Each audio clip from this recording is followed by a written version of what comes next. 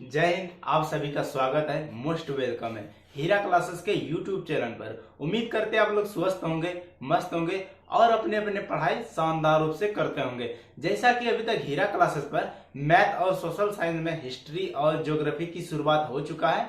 आज की वीडियो में हम लोग एक नया विषय हिंदी की शुभारंभ करने वाले हैं। किसी भी विषय को पढ़ने से पहले उस विषय के बारे में जरूरी होता है, साथ ही उसके सिलेबस को समझना आवश्यक होता है। तो चलिए आज की कक्षा शुरू करते हैं।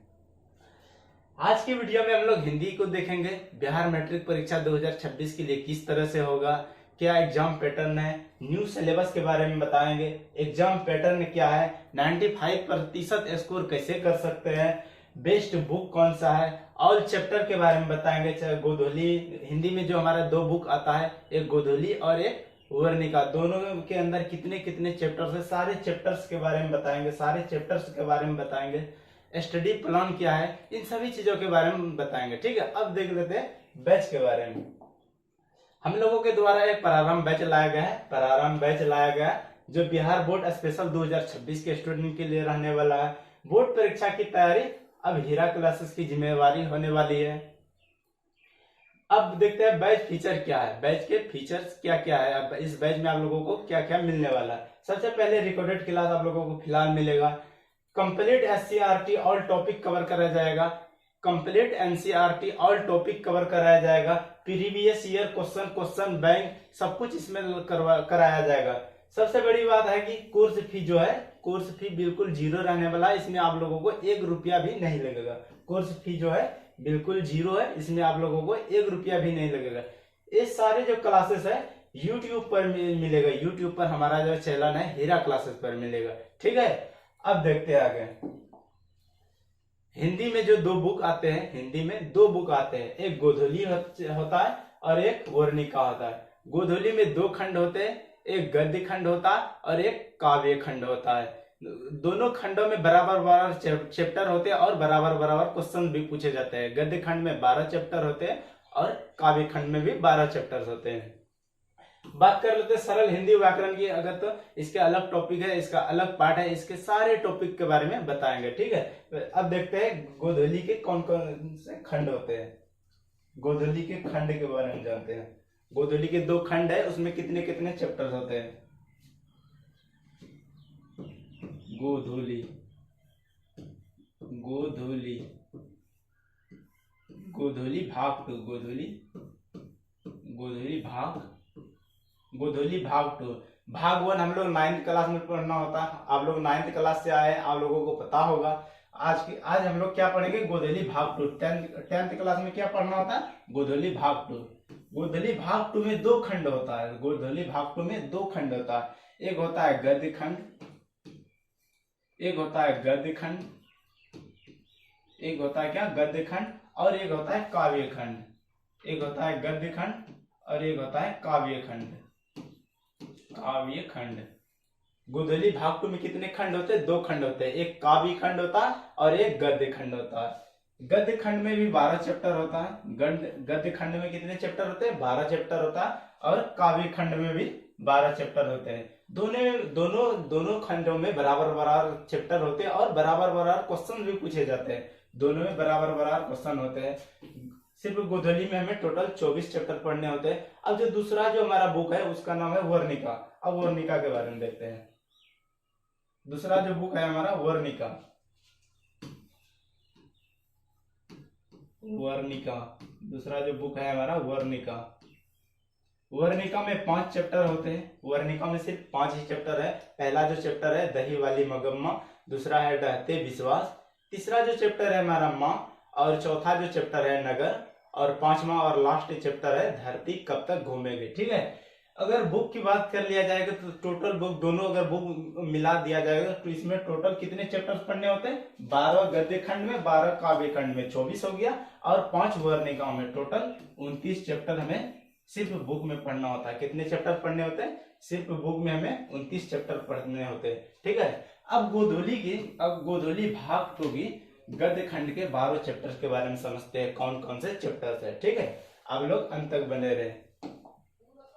गद्य खंड के ये रहे टॉपिक के नाम, चैप्टर्स के नाम। ठीक है, इधर पाठ के नाम हो गया, इधर पाठ के नाम, इधर लेखक का नाम। पहला जो हमारा चैप्टर है, पहला जो हमारा पाठ है श्रम विभाजन और जाति प्रथा। पहला जो पाठ है कौन सा है? श्रम विभाजन और जाति प्रथा। इस पाठ के लेखक कौन है? भीमराव अंबेडकर द्वारा लिखा गया। इस पाठ के लेखक कौन है? भीमराव अंबेडकर। पहला जो चैप्टर है हमारा श्रम विभाजन और जाति प्रथा, ये एक निबंध है और इसके राइटर कौन है? भीमराव अंबेडकर द्वारा लिखा गया है। दूसरा जो चैप्टर है हमारा विष के दांत। दूसरा जो चैप्टर है हमारा विष के दांत, एक कहानी है जो कि ललिन विलोचन शर्मा द्वारा लिखा गया। किसके द्वारा? ललिन विलोचन शर्मा द्वारा लिखा गया। तीसरा जो चैप्टर है हमारा भारत से हम क्या क्या सीखे। भारत से हम क्या सीखे, एक भाषण है जो कि मैक्स मूलर द्वारा लिखा गया। किसके द्वारा लिखा गया? मैक्स मूलर द्वारा लिखा गया। ठीक है, अब आगे बढ़ते हैं। नाखून क्यों बढ़ते हैं? अगला जो चैप्टर है नाखून क्यों बढ़ते, एक ललित निबंध है। नाखून क्यों बढ़ते क्या है? एक ललित निबंध है जो कि हजारी प्रसाद द्विवेदी द्वारा लिखा गया। अब आगे बात करते हैं नागरी लिपि। अगला चैप्टर कौन है? नागरी लिपि, एक निबंध है। नागरी लिपि क्या है? एक निबंध है जो कि गुणाकर मूल्य द्वारा लिखा गया। अब छठा जो चैप्टर है हमारा बहादुर। बहादुर क्या है? एक कहानी है जो अमरकांत द्वारा लिखा गया है। किसके द्वारा? अमरकांत द्वारा लिखा गया।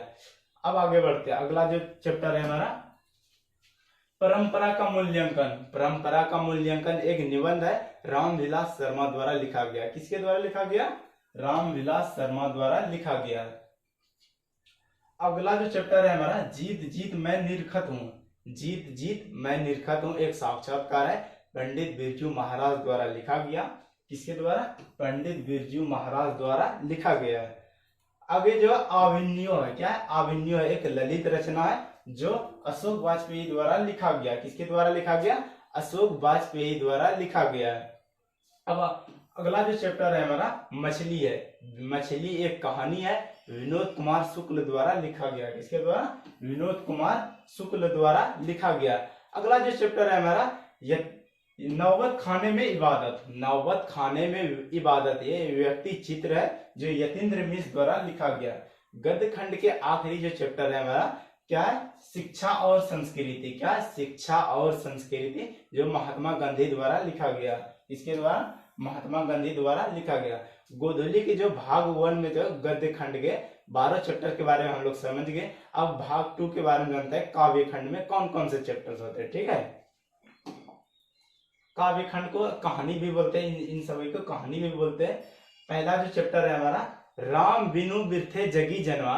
राम बिनु बिरथे जगी जन्मा, जो नर दुख में दुख नहीं माने। पहला जो चैप्टर क्या है हमारा? राम बिनु बिरथे जगी जन्मा, जो नर दुख में दुख नहीं माने। इस पाठ के लेखक कौन है? गुरु नानक द्वारा लिखा गया। किसके द्वारा? गुरु नानक द्वारा लिखा गया है। ठीक है, अब आगे बढ़ते हैं। आगे जो हमारा है काव्य खंड के जो दूसरा जो चैप्टर है प्रेम आयनी श्री राधिका। प्रेम आयनी श्री राधिका, करील के कुंजन ऊपर वारे।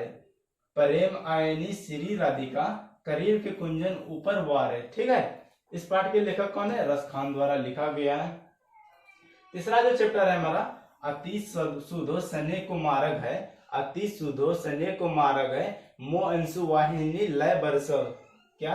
अति सुधो सने को मार्ग है, मो अंशु वाहिनी लय बरस। इस पाठ के लेखक कौन है? प्रेम घन द्वारा लिखा गया। इसके द्वारा घनानंद द्वारा लिखा गया। कौन है इसका पाठ के लेखक कौन है? इस पाठ के घनानंद द्वारा लिखा गया है। अगला जो चैप्टर है हमारा स्वदेशी है। क्या है? स्वदेशी है। इस पाठ के लेखक कौन है? प्रेम घन द्वारा लिखा गया। अगला जो है भारत माता। क्या है? भारत माता, सुमित्रानंद पंत द्वारा लिखा गया। सुमित्रानंद पंत द्वारा लिखा गया। अब अगला जो चैप्टर है हमारा जनतंत्र का जन्म। जनतंत्र का जन्म रामधारी सिंह दिनकर द्वारा लिखा गया। अब आगे बढ़ते हैं। रामधारी सिंह दिनकर द्वारा लिखा गया। अब आगे बढ़ते हैं गद्य खंड के अगला जो चैप्टर है। अगला जो चैप्टर है हिरोशिमा है। अगला चैप्टर का नाम क्या है? हिरोशिमा है। इस पाठ के लेखक कौन है? सच्चिदानंद हीरानंद वतास जी अज्ञेय जी द्वारा लिखा गया।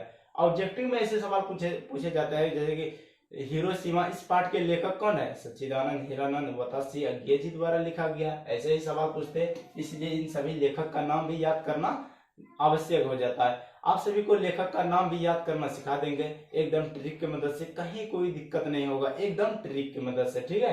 अब अगला जो चैप्टर है हमारा, एक वृक्ष की हत्या। एक वृक्ष की हत्या कुंवर नारायण द्वारा लिखा गया। किसके द्वारा? कुंवर नारायण द्वारा लिखा गया है। अब अगला जो चैप्टर है, हमारी नींद। हमारी नींद वीरेन डगवाल द्वारा लिखा गया। किसके द्वारा? वीरेन डगवाल द्वारा लिखा गया। अगला जो है अक्षर ज्ञान। अक्षर ज्ञान अनामिका द्वारा लिखा गया। किसके द्वारा? अक्षर ज्ञान अनामिका द्वारा लिखा गया है।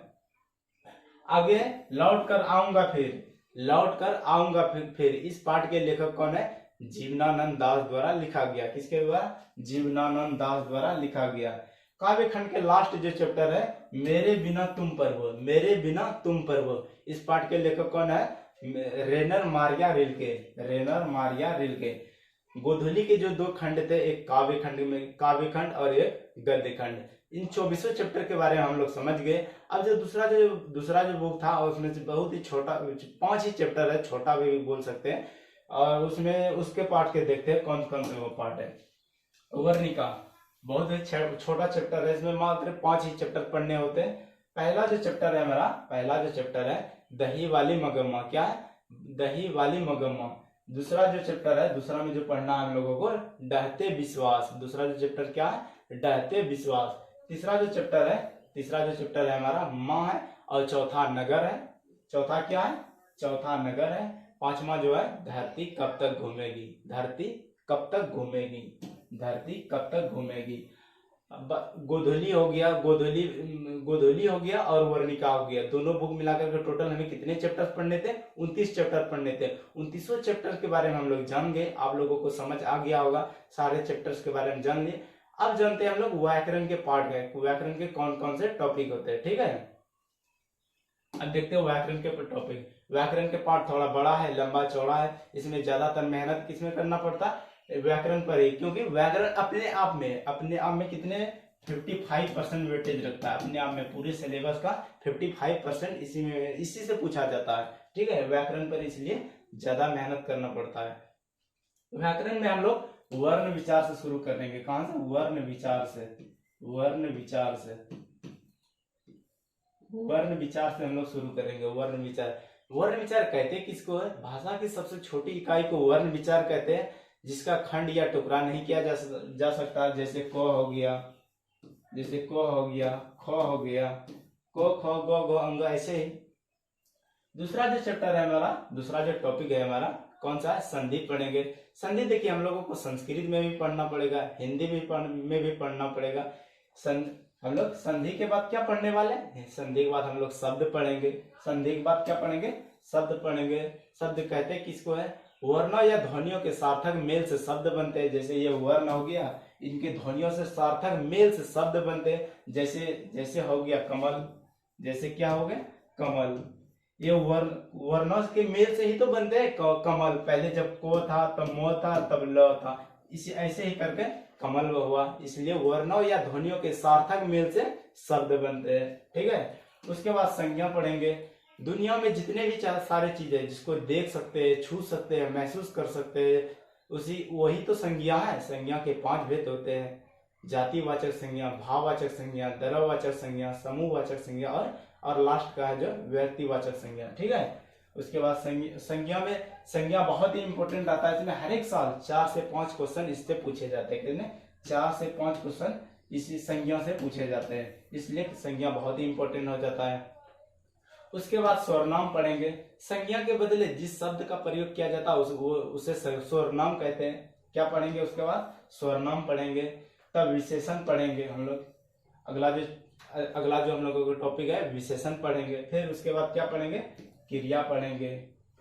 क्रिया खत्म होने के बाद क्या? वाक्य पढ़ेंगे। उसके बाद है कारक पढ़ेंगे। कारक के बाद समास पढ़ेंगे। क्या पढ़ेंगे? उसके बाद समास पढ़ेंगे, विलोम शब्द पढ़ेंगे। ये सब तो हम लोग बचपन से ही पढ़ते आ रहे हैं। विलोम शब्द, संज्ञा, स्वरनाम, विशेषण, क्रिया, काल, ये सब हम लोग बचपन से पढ़ते आ रहे हैं। इसमें तो कहीं दिक्कत नहीं होना चाहिए। बस थोड़ा सा मेहनत करने के बाद इसमें अच्छी तरह से अपना पकड़ बना सकते हैं, ठीक है। उसके बाद हम लोग लिंग पढ़ेंगे। लिंग 2 प्रकार के होते हैं, स्त्रीलिंग, पुल्लिंग, ठीक है। उसके बाद वचन पढ़ेंगे। वचन खत्म होने के बाद हम लोग फिर उसके बाद उपसर्ग पढ़ेंगे, क्या उपसर्ग पढ़ेंगे, उपसर्ग के बाद प्रत्यय पढ़ेंगे, क्या पढ़ेंगे, प्रत्यय पढ़ेंगे। उसके बाद काल पढ़ेंगे, काल 3 प्रकार का होता है, भविष्य काल, भूतकाल और वर्तमान, वर्तमान काल, भूतकाल और भविष्य काल, क्या वर्तमान काल, भूतकाल और भविष्य काल, ठीक है। काल में 3 प्रकार के होते हैं। उसके बाद हम लोग पर्यायवाची शब्द पढ़ेंगे, एक ही शब्द को अलग अलग जगह अलग अलग रूप में बोले जाते हैं, उसी को पर्यायवाची शब्द कहते हैं। मुहावरे एवं लोकोक्तियां पढ़ेंगे। उसके बाद क्या पढ़ेंगे, मुहावरे एवं लोकोक्तियां पढ़ेंगे। अनेक शब्दों के लिए एक शब्द पढ़ेंगे। उसके बाद पदबंध पढ़ेंगे और क्या है, शुद्ध अशुद्ध शब्द हुआ और लास्ट में शुद्ध अशुद्ध वाक्य हुआ। व्याकरण में और 1-2 टॉपिक है, जैसे गद्यांश हो गया, निबंध हो गया, ये सारे भी व्याकरण के पार्ट होते हैं। वे सब भी वो सभी के उन सभी टॉपिक के बारे में भी जानेंगे, उन सभी टॉपिक के भी बारे में जानेंगे। व्याकरण के ही सारे टॉपिक्स होते हैं, आप लोग समझ गए होंगे। अगर एक्सीडेंट, वैसे तो ये रिकॉर्डेड क्लास है, आप लोग अच्छी तरह से देख ही सकते हैं, ठीक है। अब आगे देखते हैं। अब देखते हैं एग्जाम पैटर्न के बारे में। एग्जाम पैटर्न, किसी भी विषय को पढ़ने से पहले एग्जाम पैटर्न के बारे में पता रहना चाहिए, कौन कौन से टॉपिक से क्वेश्चन पूछे जाते हैं, कितने मार्क्स का क्वेश्चन पूछे जाते हैं, ठीक है। ऑब्जेक्टिव में कितने क्वेश्चन पूछे जाते हैं, सब्जेक्टिव में कितने क्वेश्चन पूछे जाते हैं। एग्जाम पैटर्न, हिंदी में जो है 100 मार्क्स का एग्जाम पैटर्न, एग्जाम में जो है 100 मार्क्स का पूछा जाता है, हिंदी 100 मार्क्स का पूछा जाता है। लैंग्वेज पेपर है हिंदी, हमारा हिंदी एक भाषा है, इसलिए ये भाषा वाला पेपर में 100 अंक का पूछा जाता है, ठीक है। अब बात करते हैं ऑब्जेक्टिव की। ऑब्जेक्टिव में 100 ऑब्जेक्टिव पूछे जाते हैं। कितने क्वेश्चन तो 100 पूछे जाते हैं, लेकिन उसमें मात्र 50 का ही जवाब देना पड़ता है। कितना, मात्र 50 का ही जवाब देना पड़ता है। पूछा कितना जाता है, 100 अंक का पूछा जाता है, लेकिन जवाब कितने का देना होता है, सिर्फ 100 नंबर का ही जवाब देना होता है। अब बात करते हैं ये 100 नंबर आते कहां से है, ये 100 नंबर आते कहां से है। 100 नंबर हिंदी के जो हमारे 2 बुक है, गोधूली प्लस वर्णिका से, गोधूली प्लस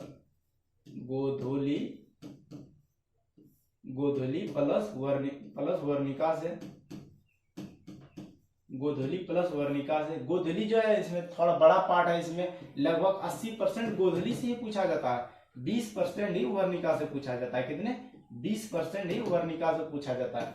अगर दोनों बुक की मिला करके ओवरऑल बात किया जाए, तो दोनों बुक को अगर मिला करके ओवरऑल बात किया जाए, मात्र 40 से 45 क्वेश्चन पूछे जाते हैं। कितने, 40 से 45 क्वेश्चन नहीं पूछे जाते हैं, 40 से 45 क्वेश्चन नहीं पूछे जाते हैं। अब 55 से 60% किस में पूछे जाते हैं, इसमें व्याकरण में पूछे जाते हैं। लगभग कितने, 55 से 60% वेटेज रखता है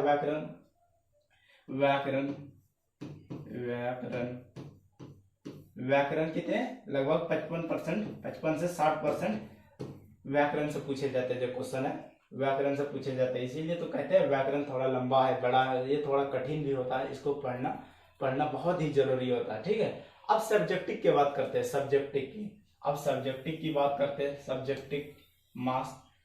सब्जेक्टिव में पहला जो टॉपिक है हमारा, क्या, गद्यांश से पूछे जाते हैं। गद्यांश में 4 गद्यांश पूछे जाते हैं, 4 गद्यांश पूछे जाते हैं। एक गद्यांश 10 मार्क्स का रहता है, 2 का ही जवाब देना पड़ता है। कितने नंबर मिल जाते हैं इसमें, 20 नंबर हम लोगों को मिल जाता है। उसके बाद क्या है, निबंध है।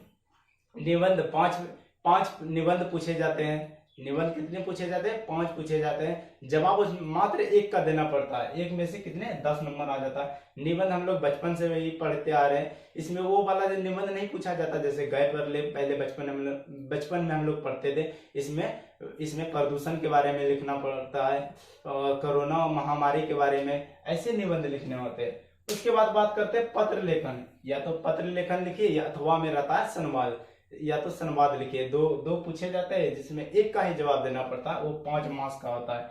ये तीनों जो पार्ट है हिंदी व्याकरण के है। किसके है, ये तीनों जो पार्ट है व्याकरण के है। ये जो तीनों जो पार्ट है किसके हैं, व्याकरण के हैं। ये तीनों पार्ट के व्याकरण से कितने, लगभग सब्जेक्टिव में भी व्याकरण से पूछे जाते हैं। 20, 10, 30, 5, 35 व्याकरण से लगभग पूरे 35 मार्क्स का पूछा जाता है। कितने, व्याकरण से 35 मार्क्स का पूछा जाता है। अब बुक की बात करते हैं। बुक में जो सब्जेक्टिव क्वेश्चन है हमारा, क्या पहला है लघु उत्तरीय प्रश्न। लघु उत्तरीय प्रश्न 10 मार्क्स का पूछा जाता है। लघु उत्तरीय प्रश्न जो है 10 मार्क्स का पूछा जाता है, 10 मार्क्स का पूछा जाता है, जिसमें क्वेश्चन तो 10 रहता है, क्वेश्चन 10 रहता है, जिसमें से 5 का ही जवाब देना पड़ता है। एक क्वेश्चन जो है 2 नंबर का रहता है, ठीक है, तब 10 मार्क्स मिलता है इन लोगों को। अब बात करते हैं दीर्घ उत्तरीय की। दीर्घ उत्तरीय में 2 क्वेश्चन पूछे जाते हैं। दीर्घ उत्तरीय में 2 क्वेश्चन पूछे जाते हैं, एक का ही जवाब देना होता है। कितने? एक का ही जवाब देना पड़ता है, वो भी 5 मार्क्स का मिलता है। कितने? 5 मार्क्स का। बुक का पार्ट कितने हो गया? बुक से सब्जेक्टिव में कितने? 15 मार्क्स का सब्जेक्टिव में पूछे जाते हैं। 15 और 35 50 हो गया। आई होप आप लोगों को एग्जाम पैटर्न अच्छी तरह से समझ आ गया होगा। अब आगे देखते हैं। अब बात करते हैं कि सिलेबस कब तक पूरा होगा। हमारा जो सिलेबस है, इस सिलेबस पूरा होगा कब तक? सिलेबस जो है पूरा होगा कब तक? फुल सिलेबस जो है, फुल जो सिलेबस है नवंबर के अंत तक फुल सिलेबस जो है नवंबर के अंत तक हम लोगों का पूरा हो जाएगा, ठीक है। उसके बाद नोट्स बनाना है। नोट्स 2 तरह का होता है, एक सेल्फ नोट्स होता है, एक संस्था का नोट है। सेल्फ नोट्स खुद का तैयार किया हुआ आता है। आप लोग अगर खुद से नोट्स तैयार करना हो कीजिएगा तो और बेहतर है, और बेहतर है। अगर नोट्स नहीं भी तैयार करते कोई बड़ा इशू नहीं है, हिंदी लैंग्वेज पेपर है, इसको समझने में कोई दिक्कत नहीं होता। इसलिए संस्था का नोट से भी आप लोग अच्छी तरह से तैयारी कर सकते हैं। आप लोगों को नोट्स भी मिलेगा हीरा क्लासेस का आप लोगों को नोट्स भी मिलेगा। व्याकरण पर ज्यादा फोकस करना है। किसमें ज्यादा फोकस करना? व्याकरण पे ज्यादा फोकस करना है। अगर आप लोग चाहते हैं हिंदी में पूरा मार्क्स आए, हिंदी में पूरा मार्क्स आए, तो इन्हीं 30 मार्क्स पर ज्यादातर मेहनत करना होता है। इन्हीं 30 मार्क्स पर, जैसे ऑब्जेक्टिव हो गया, ऑब्जेक्टिव तो अपने हाथ की बात है, 50 एक्स्ट्रा क्वेश्चन होता है, उसमें से आप लोग बना ही सकते हैं। और गद्यांश में तो फ्री का ही नंबर रहता है, एक कहानी दिया रहता है, उसमें से उसी में से देख करके मतलब छांट करके जो क्वेश्चन पूछा जाएगा उसी का जवाब देना होता है। लेकिन ये 30 मार्क्स जो है ये अपने हाथ से लिखना पड़ता है, ठीक है, इसी में थोड़ा ज्यादा मेहनत करना पड़ता है। ये 30 मार्क्स आते कहाँ से? ये 30 मार्क्स जो है ये आते कहाँ से देख लेते हैं। पहला जो है निबंध से, पहला क्या? पहला जो है निबंध से, प्लस पत्र लेखन से, प्लस लघु उत्तरीय से, प्लस दीर्घ उत्तरीय से, ठीक है। निबंध में 10 मार्क्स का पूछा जाता है, पत्र लेखन 5 मार्क्स का पूछा जाता है, लघु उत्तरीय 10 मार्क्स का पूछा जाता है और दीर्घ उत्तरीय 5 मार्क्स का पूछा जाता है। इन्हीं 30 नंबर के लिए थोड़ा ज्यादा मेहनत करना है आप सभी को, ठीक है। 10 5 15, 15 10 25 5 30, इन्हीं 30 मार्क्स के लिए ज्यादा मेहनत करना पड़ता है, ठीक है। अब आगे बढ़ते हैं। अब बात करते हैं कि 95% कैसे लाए। हम लोग जब शुरुआत में तैयारी करते हैं सब कुछ के बारे में जानना जरूरी होता है, कैसे तैयारी करेगी 95% आ सकता है, ठीक है। 95 अंक कैसे लाए? 90 ऑब्जेक्टिव की बात करें तो इसमें 50 क्वेश्चन एक्स्ट्रा रहता है, ठीक है, उसमें से 50 का ही जवाब देना है। 100 तो पूछा जाता है, 50 एक्स्ट्रा रहता है, 50 का ही जवाब देना पड़ता है। इसलिए ऑब्जेक्टिव में कहीं ना कहीं सरल हो जाता है कि 50 में 50 लाना। लगभग स्टूडेंट 50 में 50 लाते भी है। गद्यांश की बात करें तो गद्यांश में तो इसमें एक भी नंबर किसी का नहीं करता, एक भी नंबर किसी का नहीं करता। 20 में से 20 मार्क्स आता है, ये समझिए एक प्रकार का फ्री का नंबर हुआ। हिंदी में जो है यही लैंग्वेज पेपर में तो यही फायदा है, इसमें गद्यांश होता है। हिंदी हो गया, संस्कृत हो गया, इन लैंग्वेज पेपर है थोड़ा आसानी हो जाता है अदर बुक से, चाहे वो मैथ हो गया, साइंस हो गया, सोशल साइंस हो गया, इन सभी चीज से लगभग हिंदी और संस्कृत जो हो गया, इन सब बहुत ही आसान हो जाता है इन सब से, ठीक है। अब निबंध की बात करते हैं। निबंध 10 मार्क्स का होता है। इसमें मान लो कि 2 नंबर कटा देते हैं, इसमें 8 ही आ गया, मान लो 2 नंबर इसमें कटा देते हैं निबंध में। पत्र लेखन 5 नंबर का पूछा जाता है, 4 ही मार्क्स लेते हैं, इसमें भी 1 नंबर कटा देते हैं। और क्या है, लघु उत्तरीय प्रश्न में इसमें भी 10 मार्क्स का पूछा जाता है, बहुत ही सरल रहता है, फिर भी इसमें हम 2 नंबर कटा देते हैं। दीर्घ उत्तरीय की बात की रहे थे, इसमें 1 ही पूछा जाता है जिसमें 5 मार्क्स का होता है, इसमें भी 1 मार्क्स कटा देते हैं, 4 ही हो गया, ठीक है। अब टोटल को जोड़ते हैं, 50 20 70 हो गया, 70 8 78 हो गया, 78 4 82 हो गया, 82 8 90 हो गया, 90 4 94 हो गया। टोटल कितना हो गया? 94। कितना हो गया? टोटल 94% हो गया। ठीक है, 94%। अगर हम लोग लक्ष्य रखेंगे 95 की, हम 95 की हमेशा अगर हम लोग लक्ष्य रखेंगे 95% की, 95% की, 95% की, तो इतना मेहनत करने लगभग आसपास तो पहुंच ही सकते हैं। इतना अगर नंबर आज आ गया तो और थोड़ा मेहनत करेंगे तो लगभग इसके बराबर तो आसपास में पहुंच ही जाएंगे। ठीक है, एग्जाम पैटर्न भी आप लोगों को समझ आ गया होगा। अब आगे बढ़ते हैं। बात है कि व्याकरण पर ज्यादा फोकस करना, बार बार यही बात हम बोलते हैं कि व्याकरण पर ज्यादा फोकस करना पड़ता है। क्यों करना पड़ता है व्याकरण पर ज्यादा फोकस? क्योंकि देखिए ये अपने आप का एक तो 55% वेटेज रखता है। कितना? 55% अकेले वेटेज रखता है। ऐसा नहीं है कि किताब में मेहनत नहीं करना, दोनों को एक बैलेंस बना करके फोकस करना है। मान लीजिए एक तराजू है, मान लीजिए एक तराजू है, ये बुक का पार्ट हो गया, ये बुक का पार्ट हो गया, ये बुक का पार्ट हो गया, बुक में जो दोनों किताबें हैं, और ये व्याकरण के पार्ट हो गया, ग्रामर के पार्ट हो गया, व्याकरण के पार्ट, व्याकरण के पार्ट। इसके तराजू थोड़ा झुका देते हैं, वो लगता नहीं झुका है, इसको थोड़ा झुका देते हैं। बुक का, ये बुक का पार्ट हो गया, थोड़ा इसमें ज्यादा मेहनत करना पड़ता है इसलिए थोड़ा इसको झुका दिए। ठीक है, व्याकरण पर ज्यादा फोकस करना है, ये करना है। ठीक है, अब आगे बढ़ते हैं। हिंदी में अगर पूरा मार्क्स लाना है, अगर कहीं भी ये मार्क्स नहीं कटना है, हिंदी में 100 में से 100 लाना है, तो हैंड राइटिंग पर ज्यादा ध्यान देना पड़ेगा। हैंड राइटिंग पर अभी से ही ज्यादा ध्यान देना पड़ेगा। हैंड राइटिंग का हिंदी होता है लिखावट,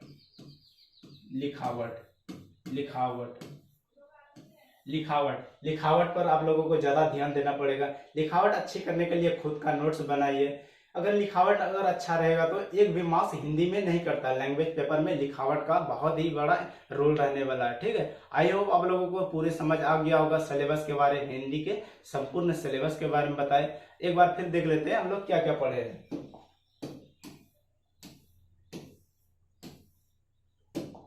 हम लोग क्या क्या पढ़े अभी तक? गोधूली में जो 2 खंड होते हैं, एक गद्य खंड, एक काव्य खंड। गद्य खंड में भी 12 चैप्टर होते हैं और काव्य खंड में भी 12 चैप्टर होते हैं। गोधूली में 24 चैप्टर के बारे में जान लिए। अब बात करते हैं वर्णिका में जो 5 चैप्टर थे, 5 चैप्टर के बारे में हम लोग जान लिए। हिंदी व्याकरण के कितने कौन कौन से पार्ट थे, इन सारे टॉपिक्स के बारे में, हिंदी व्याकरण के ऑल टॉपिक के बारे में जान लिए। आई होप आप लोगों को समझ आया होगा सब कुछ। आज का क्लास आप लोगों को कैसा लगा कमेंट बॉक्स में जरूर बताएं, और हमारे चैनल को सब्सक्राइब कीजिए, लाइक कीजिए, अपने यार दोस्तों में शेयर भी कर दीजिए। धन्यवाद।